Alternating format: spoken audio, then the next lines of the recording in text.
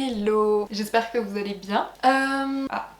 J'entends un moteur, il y a une tondeuse qui arrive. Dès lors que je m'assois dans ce siège, j'active un moteur, sachez-le, c'est ma théorie. J'ai fait pas mal de croquis ce week-end, vous l'avez vu, et j'ai un peu modifié d'ailleurs le contexte et l'approche aussi de cette session carnet de croquis. Je vais pas vous mentir, je suis pas du tout assidue, j'ai totalement lâché d'ailleurs ce deal du une fois par semaine. Je recommence à gribouiller un peu partout, sauf dans ce carnet, ce qui est plutôt bon signe à mes yeux parce que ça contrebalance un peu. En gros, maintenant, je laisse de côté cette phase où j'ai pendant longtemps vu ça comme un rendez-vous pour vraiment prendre le temps de bien observer, pour bien construire, et j'ai l'impression que ça va, j'ai un peu ça dans les mains. Là je suis sur des croquis bien plus rapides, quitte à faire même une série du même gribouillis, parce que l'idée c'est vraiment d'aller à la recherche, on va dire, de mon style graphique, de mon identité graphique, en tout cas de ma manière de styliser. Et en fait faire des croquis super rapides, ça peut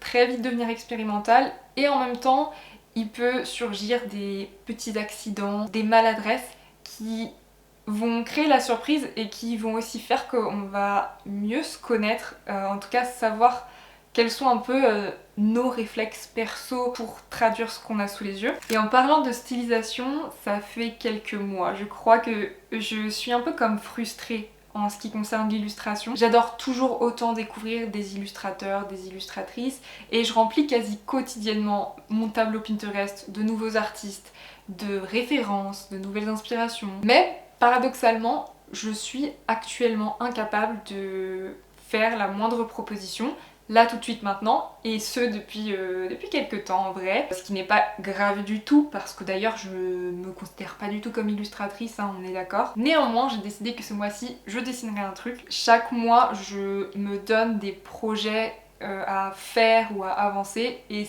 cette fois-ci j'ai vraiment mis ça tout en haut de la liste, ce qui est vraiment la première fois. En vérité j'ai été motivée par le fait tout simplement d'observer sur les réseaux sociaux que tout le monde, ou en tout cas une grande partie des illustratrices que je suis, font ce concept de courrier du mois, et je trouve ça tellement chouette. En gros, c'est chaque mois proposer l'envoi d'une ou plusieurs créations print sous forme de pochette surprise, ou pas d'ailleurs. Ça peut être une carte postale, ça peut être des stickers sous forme d'abonnement ou de commande. J'ai l'impression qu'il y a une véritable excitation autour de tout ça, et c'est aussi sûrement dû au retour en force du scrapbooking, et en tout cas j'adore au début de chaque mois découvrir le thème de chacun, chacune, c'est trop inspirant. Et en fait je l'ai déjà glissé ici, je suis la tata d'un tout petit boy, et oui, du coup ce concept, ce principe de courrier du mois, ça m'a inspirée à vouloir le faire pour lui. Surtout ça m'a permis de changer de contexte et donc de débrider,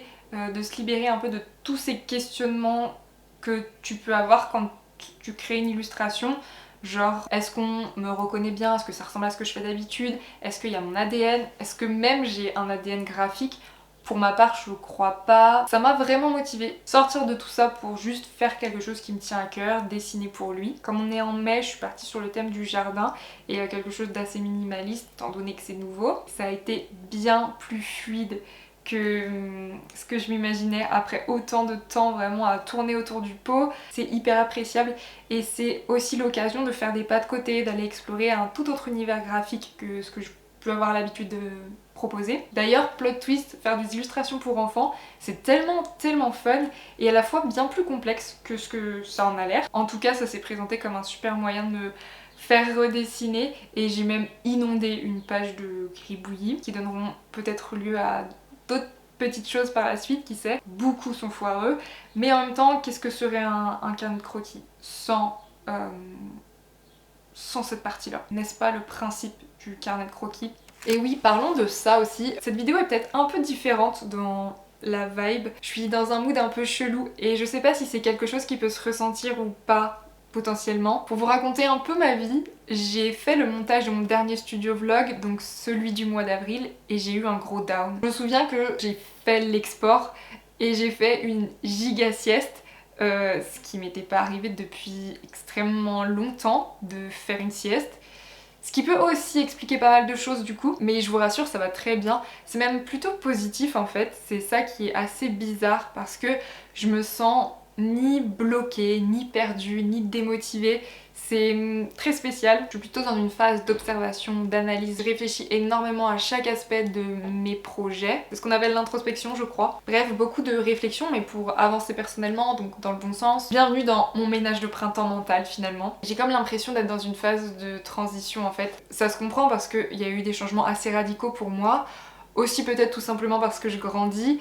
Donc ça devait arriver et j'ai appris avec le temps à ne pas forcer les choses mais juste à essayer de comprendre ce qui se passe et adapter. Et encore une fois, c'est positif, vraiment, c'est bien. C'est abstrait dit comme ça mais j'ai l'impression de process, beaucoup d'émotions et aussi beaucoup de bazar et de brouillon que peut représenter Cœur Canif parfois dans ma tête. Et puis à part ça, bonne nouvelle, j'ai eu la surprise d'être contactée par une personne avec qui j'ai déjà bossé et dont j'aime énormément le travail, qui m'a proposé une mission de graphisme assez précise, assez spécifique. Ça me chauffe carrément, j'ai déjà bien avancé de mon côté et dans le meilleur des cas, j'espère pouvoir partager un petit bout du process avec vous cette semaine. Voilà, c'était les petites updates.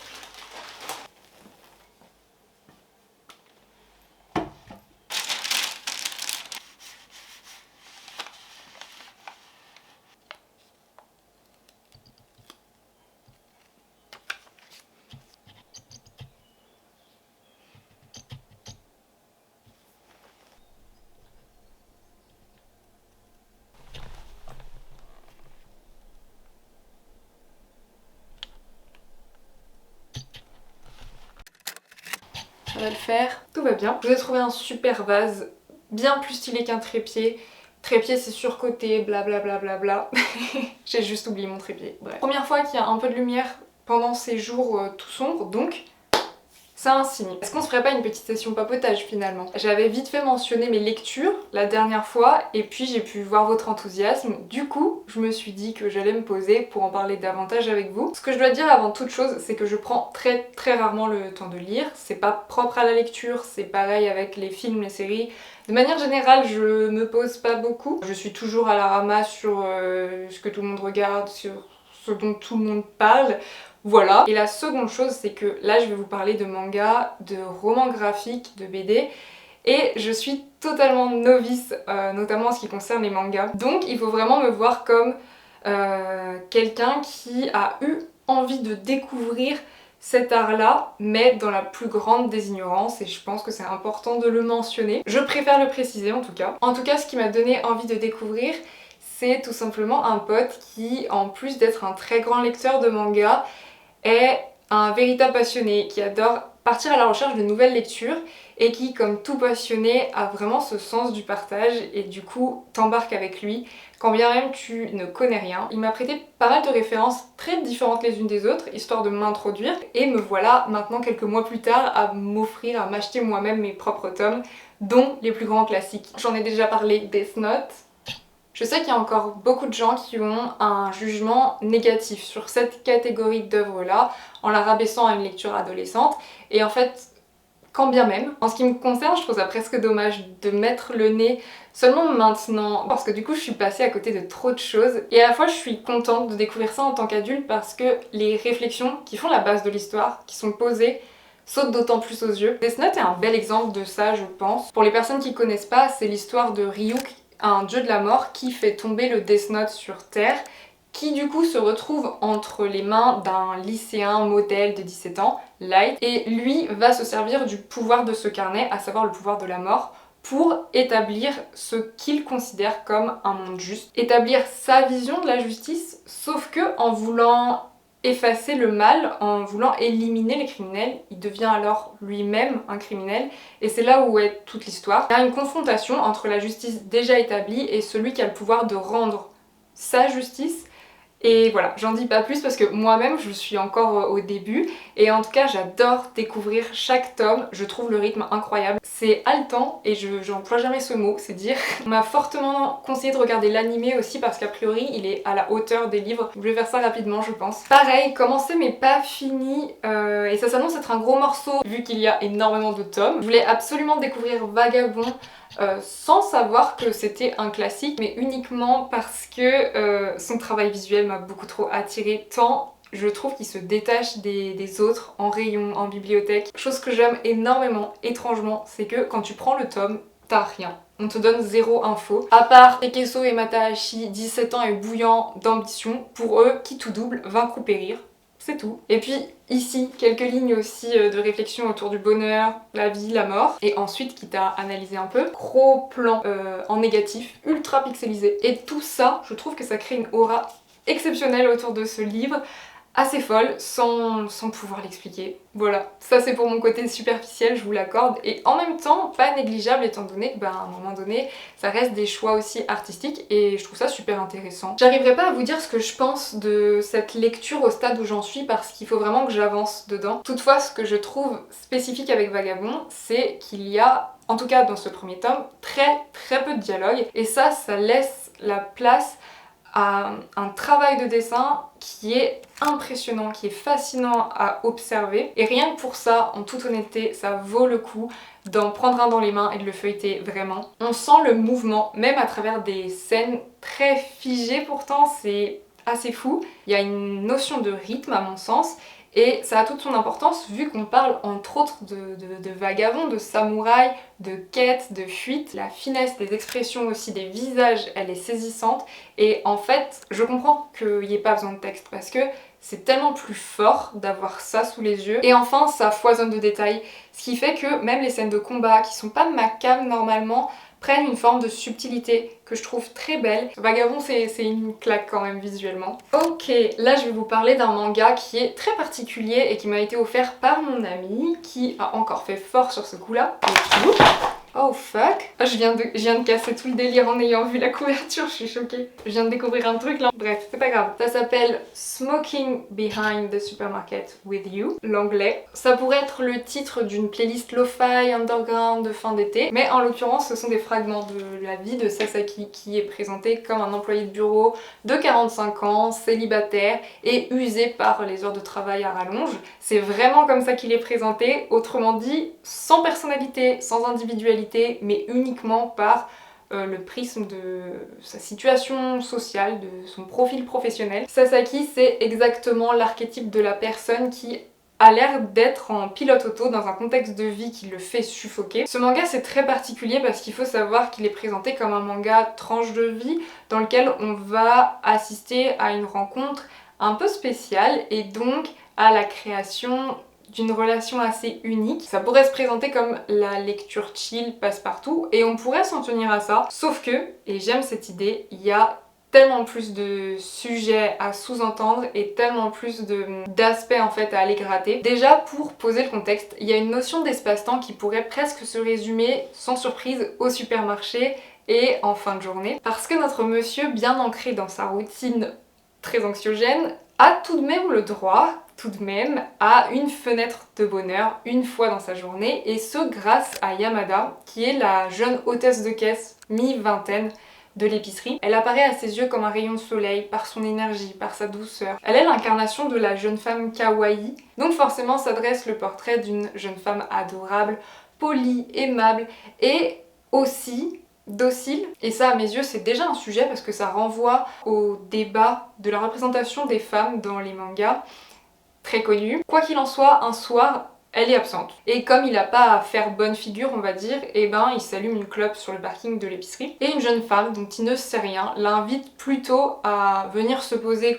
dans le coin fumeur de l'épicerie. Cette jeune femme-là, elle est très opposée à lui parce que elle s'affirme, elle est un peu désinvolte, elle est presque insolente à ses yeux, donc forcément elle le met mal à l'aise et en plus elle s'en amuse un peu parce qu'elle capte quel type de personnage elle a devant elle. Mais ce que ne sait pas Sasaki, et c'est pas un spoil, l'histoire est construite là-dessus, c'est que son hôtesse adorée, adorable et cette jeune femme plus sombre qu'il rejette un peu sont en vérité la même personne, ce qui est inconcevable pour lui. Il en a aucune idée tant tout oppose ces deux jeunes femmes de son point de vue à lui. Sasaki est un peu chiant quoi. Et c'est là où on discute d'ailleurs, parce que moi honnêtement j'ai trouvé cringe d'abord ce pitch d'un type dont la vie a si peu de consistance qu'il se voue d'admiration pour une personne dont il ne connaît rien et qui plus est beaucoup plus jeune que lui. Forcément j'ai vu un truc douteux, je me suis dit où est-ce que je mets les pieds? Puis t'es face à ce personnage extrêmement naïf,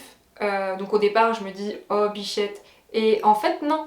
C'est à un tel point qu'il est agaçant. Il m'énerve. Pour commencer, à quel moment tu reconnais pas la personne que tu attends toute la journée?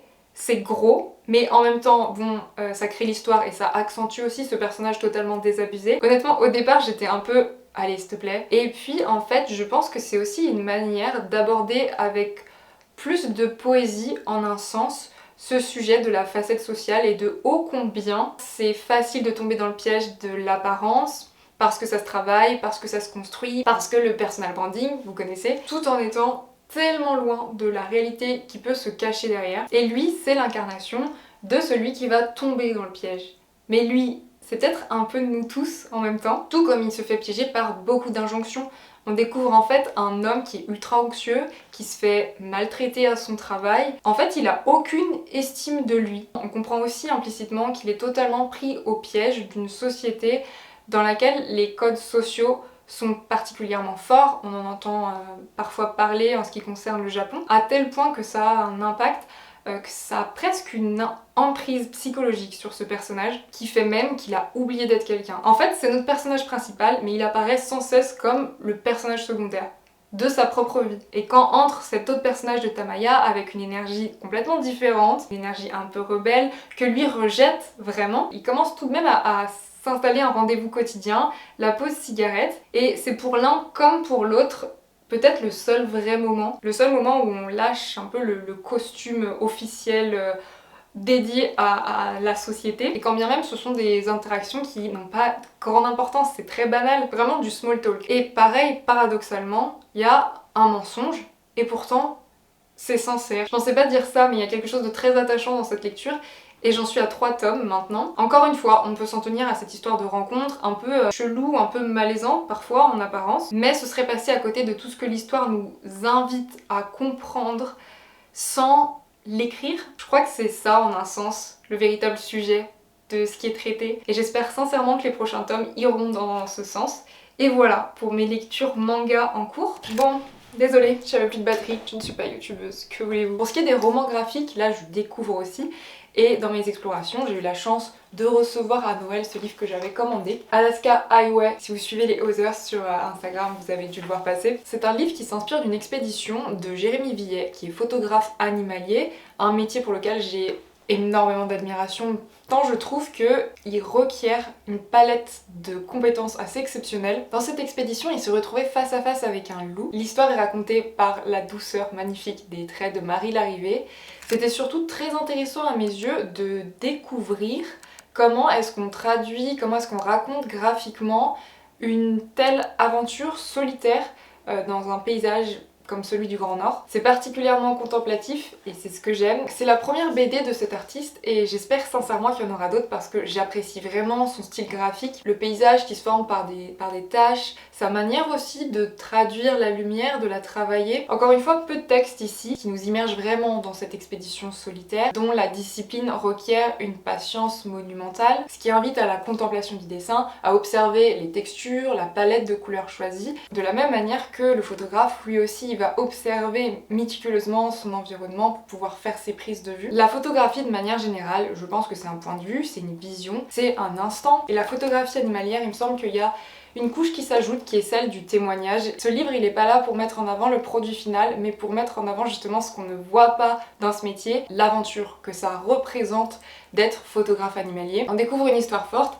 Et bon, je vous le dis, j'ai bien évidemment chialé. Et puis, le petit dernier, que je viens vraiment tout juste de finir, donc là c'est tout frais dans ma tête. Vous avez peut-être déjà entendu parler, tant il a fait du bruit à sa sortie il y a...